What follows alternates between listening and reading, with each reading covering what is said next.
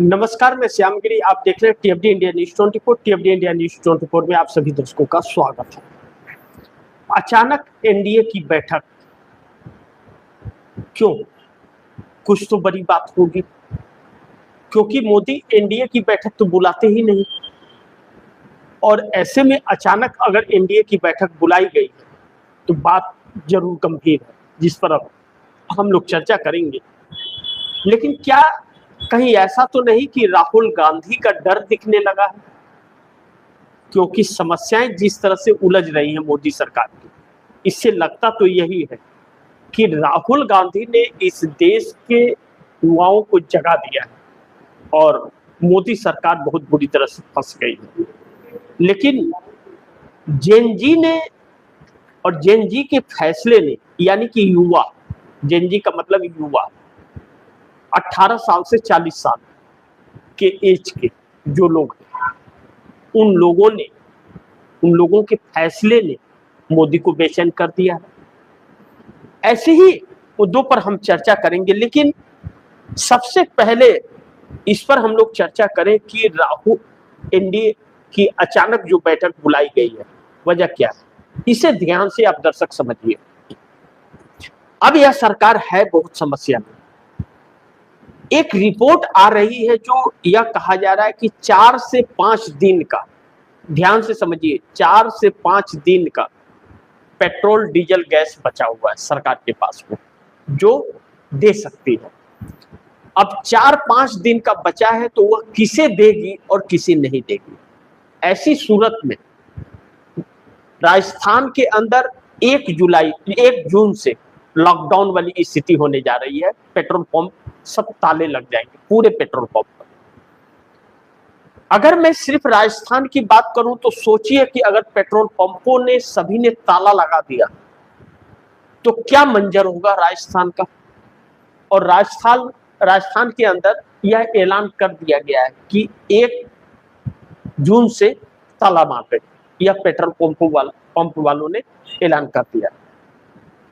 दूसरा जो बहुत महत्वपूर्ण मुद्दा है कि 22 लाख ट्रक जो माल सप्लाई करते, माल ढुलाई करते हैं ट्रांसपोर्ट के, मतलब ऑन रिकॉर्ड जो रजिस्टर्ड है, जिसकी काउंटिंग होती है, वह चक्का जाम पर जा चुके हैं। अस्थायी रूप से उन्होंने गाड़ी खड़ा कर दिया है कि अब गाड़ी चलाने की हमारे पास कैपेसिटी नहीं है कि इतना महंगा पेट्रोल डीजल खरीद करके और 4 घंटा 5 घंटा लाइन लगा करके हम माल को सप्लाई कर सके, तो वह रुक गए। तीसरा बड़ी मुख्य कारण है कि चाइना से हमारा माल बहुत ज्यादा आ रहा था। एरर अर्थ दुनिया में 90% एक्सपोर्ट चाइना करता है, उसने भारत के ऊपर पूरी तरह से ब्रेक लगा दिया। फर्टिलाइजर पर ब्रेक लगा दिया, अपने इंजीनियरों को भारत भेजने के लिए ब्रेक लगा दिया, कंपनियों को माल सप्लाई करने के लिए ब्रेक लगा दिया। इसका तोड़ मोदी के पास नहीं है। तीसरी चीज, नंबर 4 दिन का पेट्रोल डीजल गैस अगर सरकार के पास बचा है तो मोदी सरकार, कोई भी देश इसे नहीं दे रहा है। ईरान से रिश्ते खराब होने की वजह से हॉर्मुज बंद हुआ तो भारत के लिए कोई शिप निकलना मुश्किल हो गया, हर शिप बंद कर दिया, क्योंकि ईरान दे रहा था, सुविधाएं छोड़ रहा था बीच बीच में। लेकिन मोदी सरकार की और नजदीकियां इजराइल और अमेरिका से ईरान को मजबूर कर दी पूरी तरह से बंद करने के लिए। 5वां नंबर यह है कि अमेरिका, ईरान और रसिया से कोई भी सामान लेने के लिए भारत को प्रतिबंध कर दिया है, या नहीं ले सकते, अमेरिका से ही इनको लेना है। अब सवाल यह है कि जो 5 दिन 6 दिन में ट्रांसपोर्ट होकर के आ जाता था, बिना किसी किराए के आ जाता था, 60 दिन के उधार पर भारतीय करेंसी पर आ जाता था और वह पैसा भी भारत के बैंक में जमा होता था, उसको छोड़ के 60 दिन के ट्रांसपोर्टिंग पर अमेरिका से ले रहा है। 60 दिन अमेरिका से आने में लगेंगे, ट्रांसपोर्ट कई गुना ज्यादा लग जाएगा, इंश्योरेंस चार्ज कई गुना ज्यादा लग जाएगा, कोई छूट नहीं है और सब कुछ देने पड़ेगा। वह अमेरिका भी भरपूर नहीं दे रहा है। यानी कि भारत को पूरी तरह से अपने कब्जे में ले लिया है। और चाइना का एरर अर्थ फर्टिलाइजर, यह सारी और भी बाकी चीजें रोकने का नतीजा यह है कि खाद यूरिया नहीं मिलेगा लोगों को। एरर अर्थ बैटरी, मोबाइल का बैटरी हो, चाहे गाड़ी की बैटरी हो या इंजन हो, चाहे वह मोबाइल की बैटरी हो, चाहे जो चिप्स होते हैं मोबाइल के अंदर, लैपटॉप के अंदर, टीवी के अंदर, वह सब उसी से बनता है। अब ऐसे में बड़े बड़े कंपनियों में ताला लगने की नौबत आ गई और देश में एक आर्थिक, इतना बड़ा आर्थिक तंगी जो उसे संभाल पाना ही बस का नहीं है किसी के। अब यह सब नरेंद्र मोदी के नाकामियों का नतीजा है। अब ऐसे में नरेंद्र मोदी का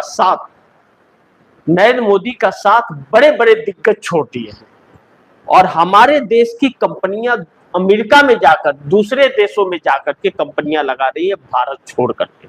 निवेश हमारे पास आ नहीं रहा है और हमारे लोग हमारे पास निवेश कर नहीं रहे। ऐसे में अलग अलग हथकंडे अपने राहुल गांधी ने इस मुद्दे को पकड़ लिया है और इन सभी मुद्दों को देश के सामने रख दिया है। इसीलिए प्रधानमंत्री मोदी अलग अलग ज्ञान बांट रहे हैं कि आप गाड़ी मत चलाओ, ट्रेन से सफर करो, बस से सफर करो।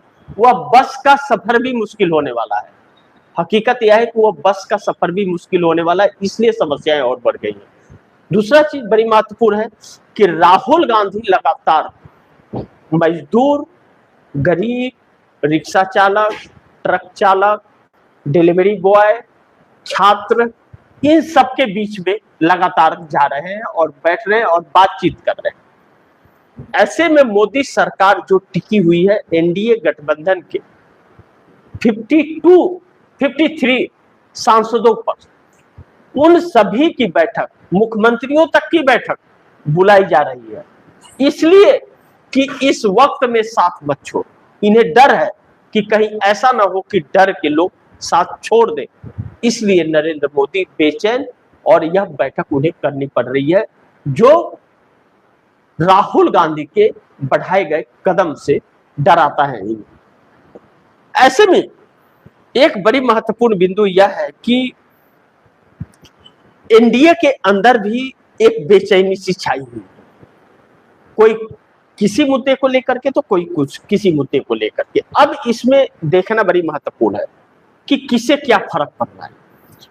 अब महाराष्ट्र से, उस कोने से अगर शुरू करें तो महाराष्ट्र में शिवसेना और एनसीपी भारतीय जनता पार्टी की सहयोगी दल है, महाराष्ट्र में भी और दिल्ली में भी।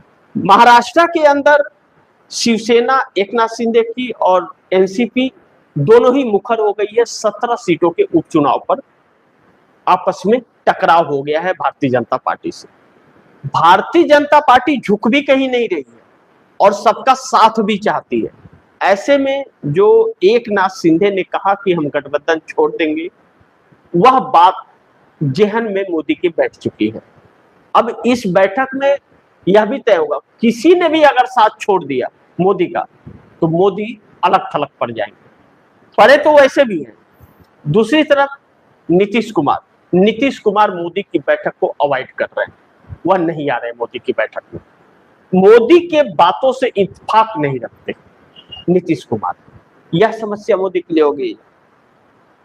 तीसरा, चंद्रबाबू नायडू, और कोई एनडीए गठबंधन का वैसा हिस्सा नहीं है जो मोदी के खिलाफ जा सके। तो चंद्रबाबू नायडू खासे परेशान है। अब उन्हें यह नहीं समझ आ रहा है कि वह क्या करे और क्या ना करे, क्योंकि चंद्रबाबू नायडू राहुल गांधी से परेशान है, मोदी भी राहुल गांधी से परेशान है। ऐसे में चंद्रबाबू नायडू फाइनल डिसीजन लेने के कगार पर है और यह मोदी को एहसास हो गया है कि चंद्रबाबू नायडू कभी भी 18 सांसदों के साथ धोखा दे सकते हैं। ऐसे में अगर चंद्रबाबू नायडू ने एक्शन ले लिया तो संकट आ जाएगी। वह समस्या क्या है? समस्या यह है कि राहुल गांधी आंध्र प्रदेश तक पहुंच गए। अब ऐसे में सरवाइव करने की चांसेस कांग्रेस की ज्यादा है आंध्र प्रदेश में, यह बात चंद्रबाबू नायडू समझ रहे हैं। चूंकि वहां की सत्तारूढ़ दल चंद्रबाबू नायडू की पार्टी और विपक्ष जगन मोहन रेड्डी की, दोनों ही भाजपा के साथ हैं, इसलिए वहां पे कांग्रेस के चांसेस 100% बढ़ जाते हैं। तो यह बात चंद्रबाबू नायडू को डर लग रही है। चंद्रबाबू नायडू पिछले दिनों कांग्रेस से संपर्क में थे और जाने की बात भी हो रही थी, लेकिन ममता बनर्जी, अरविंद केजरीवाल, शरद पवार की वजह से सब कुछ गड़बड़ हो गया। ऐसे में जब कांग्रेस एकल चल रही है तो चंद्रबाबू नायडू इस पर सोच विचार करने लगे हैं, तो मोदी सरकार संकट में, इसलिए भी बैठक बुलाई जा रही है।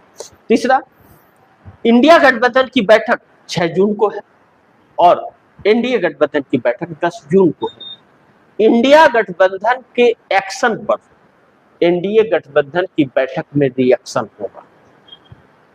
अब यह चीजें ऐसी उलझी हुई है कि नरेंद्र मोदी के लिए होश उड़ाने वाले। लेकिन सबसे बड़ी चीज, इस बैठक की बात जो निकल के आई है, जो बात होना है, और कि छात्र जो और मजदूर जो सड़क पर दिख रहे हैं लगातार, जो सरकार को पूरी तरह से हिला रहे हैं, इसे काबू में करने। तो चंद्रबाबू नायडू ने सलाह दिया था कि इनसे उलझिए मत और इनको प्रताड़ित मत कीजिए और इनकी मांग को मानिए। जो शिक्षा मंत्री धर्मेंद्र प्रधान की इस्तीफे को लेकर बात हुई, लेकिन मोदी ने नहीं माना।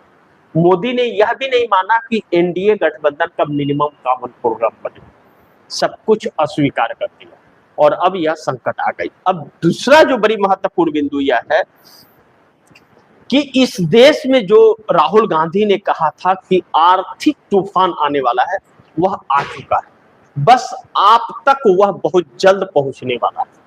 अगर 4-5 दिन का सामान हमारे देश में बचा हुआ है ऑयल ईंधन से, तो नरेंद्र मोदी के उस ट्वीट पर ध्यान दीजिए, जो पानी पीने को और पिलाने को लेकर के ज्ञान बांटे थे। कुछ ही दिन पहले की बात मैंने बताई भी थी आप दर्शकों को। अब यानी कि ईंधन, बिजली आपको नहीं मिलने वाली है, बहुत कम मिलने वाली है। कभी दिन में 1-2 घंटा आ जाए या रात में 1-2 घंटा आ जाए, यह समय सीमा निर्धारित होने वाली है। ज्यादातर जगहों पर बिजली कटौती शुरू हो गई। सबसे पहले इसमें ग्रामीण क्षेत्र जो है, इसके चपेटे में वो आएगा, कस्बा आएंगे, उसके बाद सिटी के अंदर।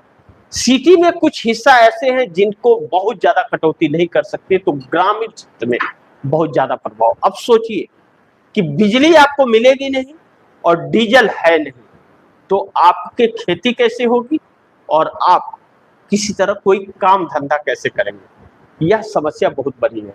इसको लेकर के ट्रांसपोर्टिंग का जो काम है, ट्रांसपोर्टिंग जो होना है हर सामान जरूरत की, उन सामानों में कटौती भी है और ट्रांसपोर्ट गाड़ी कम चलेंगे, डीजल कम मिलेंगे, तो खर्चा, ट्रांसपोर्टिंग खर्चा ज्यादा आएगा। वह माल और रोजगार है नहीं, और इस सरकार के पास ऑप्शंस भी नहीं है रोजगार देने के। मनरेगा बंद कर दिया, जी राम जी लाया, वो सरकार के पास पैसा नहीं है उसे लागू करने के लिए। ऐसे में समस्याएं बढ़ती जा रही हैं। इन सब मुद्दों पर लीपापोती करने के लिए यह बैठक बुलाई जा रही है कि इसमें सब कोई एक हो, क्योंकि जब मोदी फंसते हैं तो इनकी देशभक्ति ललकारने लगती है। देशभक्ति के आड़ में अपनी नाकामयाबी को छिपाते हैं। तो देखते हैं कितना छिपा पाते हैं। लेकिन एनडीए के अंदर बेचैनी अब मोदी को लेकर के हो गई, इस बात से इनकार नहीं कर सकते। क्यों? इसलिए कि सब कुछ मिट्टी पलीत कर दिया है। अब उन सहयोगी दलों को बोलने के लिए कुछ है ही नहीं, और मोदी के बचाव में कोई आ भी नहीं रहा है। यह समस्या मोदी को अलग थलग करती है। और राहुल गांधी लगातार कभी ट्वीट से, कभी अपने वाइफ से, कभी अब सड़क से जो संदेश दे रहे हैं, और जो कहा था कि मोदी सरकार गिर जाएगी, वह धरातल पर दिखने लगा। यह बेचैनी मोदी को सताने लगी। अब देखते हैं इसका तोड़ इन लोगों की बैठक में क्या निकलता है। जो भी निकलेगा आप दर्शकों तक मैं लेकर के आते रहूंगा। आप दर्शकों की क्या राय है, क्या सुझाव है, कमेंट बॉक्स में जरूर दीजिएगा। इस खबर को ज्यादा से ज्यादा शेयर कीजिएगा, अपने दोस्तों को भी कहिएगा आगे शेयर करें। और आपने अगर टीएफडी इंडिया न्यूज़ 24 को सब्सक्राइब नहीं किया, सब्सक्राइब कर लीजिए। अपने दोस्तों को भी कहिएगा सब्सक्राइब करें। मिलते हैं अगली खबर के साथ, तब तक के लिए नमस्कार।